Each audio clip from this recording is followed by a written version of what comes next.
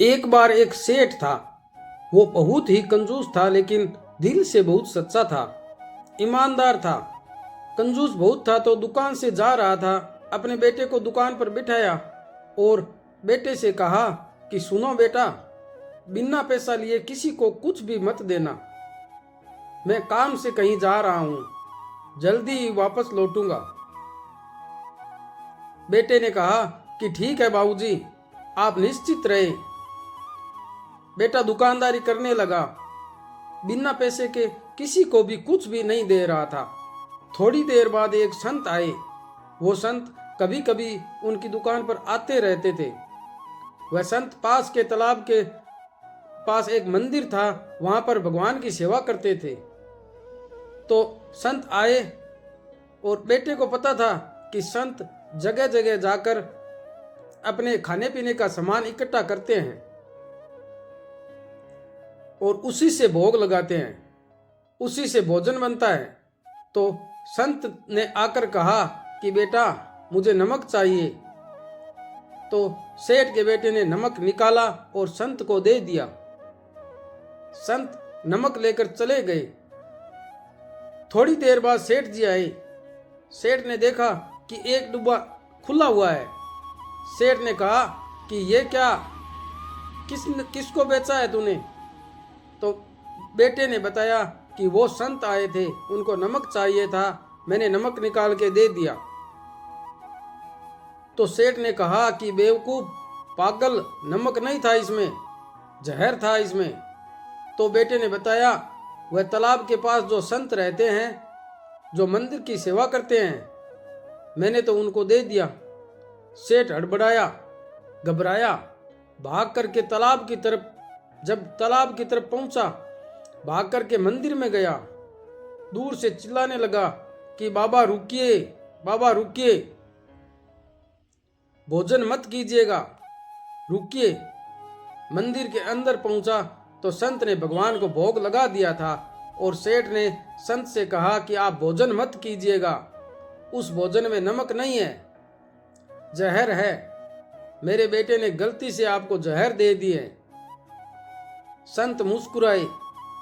संत ने कहा कि अब तो जो चाहे नमक था या चाहे जहर था, अब तो कुछ भी नहीं हो सकता, क्योंकि मैंने भोग मेरे भगवान को लगा दिया है और जो भोग इनको लगाता हूँ वही भोग मैं ग्रहण करता हूँ। मेरे भगवान ने जैसा भोग ग्रहण किया है, मैं वैसे ही भोग मैं ग्रहण करूंगा। तो अब जो होगा देखा जाएगा। जब मेरे ईश्वर की माया है, जैसी उनकी इच्छा, आप निश्चिंत रहे।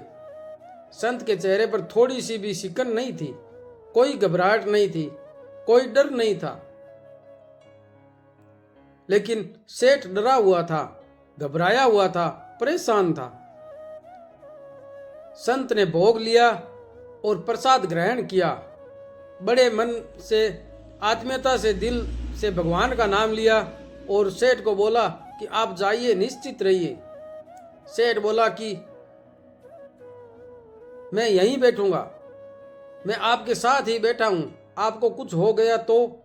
संत ने कहा कि यह प्रसाद था भगवान का, कुछ नहीं होगा, आप निश्चित रहिए। लेकिन सेठ कहाँ मानने वाला था। सेठ धर्मी था, भले ही कंजूस था। उसे लगा संत को कुछ हो गया तो एक बहुत बड़ा पाप मेरे हाथों से हो जाएगा। सेठ वहीं बैठा रहा। रात्रि हुई। संत आराम से भगवान का नाम लेकर के निद्रा में लीन हो गए। सेठ भी तालाब के किनारे बैठे थे, ठंडी हवा के झोंके में। सेठ को नींद आने लगी, लेकिन बैठे रहे, सुबह होने का इंतजार करते रहे। सुबह हुई, घबराए हुए थे। कभी संत ना उठे, लेकिन संत उठ गए। संत उठे और सेठ जी को हरे कृष्णा बोला, राधे राधे बोला और मंदिर की तरफ जाने लगे। सेठ जी ने कहा कि महाराज आप ठीक है ना? बाबा आप ठीक है ना? बिल्कुल आप स्वस्थ है ना? कोई तकलीफ तो नहीं है आपको? संत ने कहा मुझे क्या तकलीफ है, मेरा तो जो कुछ है मेरा ठाकुर है, मुझे क्या तकलीफ होनी है। मैं बिल्कुल ठीक हूं।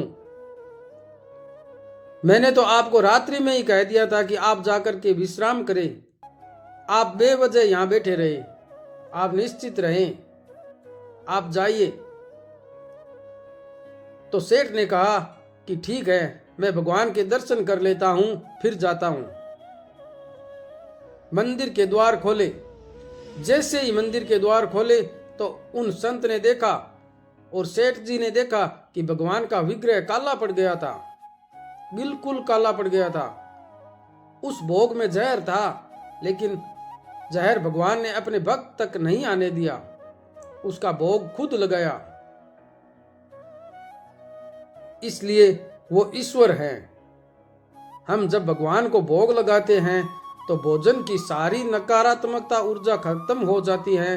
वो भोजन नहीं रहता, वो प्रसाद बन जाता है, अमृत बन जाता है। अमृत को ग्रहण करना चाहते हैं तो रोज भगवान को भोग लगाएं, ईश्वर को भोग लगाएं। ईश्वर आपसे प्रेम करते हैं। इस दुनिया में, इस ब्रह्मांड में ऐसी कोई भी चीज नहीं है जो ईश्वर के भीतर नहीं है।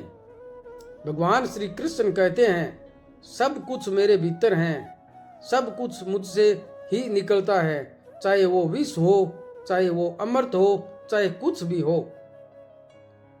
ईश्वर आपसे बेहद प्रेम करते हैं। आप यकीन मानना, जब आप विश्वास करते हैं तो ईश्वर आपसे 4 कदम आगे चलते हैं ताकि आप सुरक्षित रहें।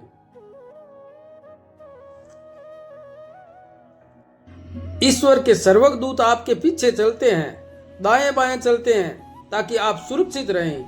आप देखना, जितने भी लोग ईश्वर के करीब हैं, ईश्वर पर विश्वास करते हैं, उनके चेहरे पर अलग ही आभा होती है, अलग ही तेज होता है।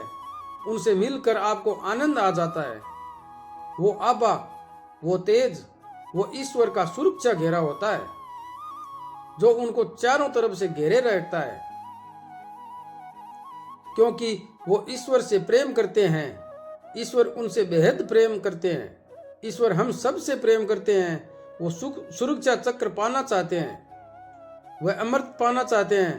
तो ईश्वर से प्रेम कीजिए। आज के बाद पहले भगवान को भोग लगाइए, ईश्वर को भोग लगाइए, उसके बाद अमृत ग्रहण कीजिए।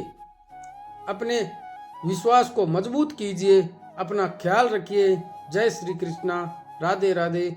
अगर ये कहानी आपको पसंद आई हो तो इस चैनल को सब्सक्राइब जरूर कर लेना, अपने दोस्तों के साथ शेयर जरूर करना, और हाँ, एक लाइक करना बिल्कुल मत भूलना। धन्यवाद।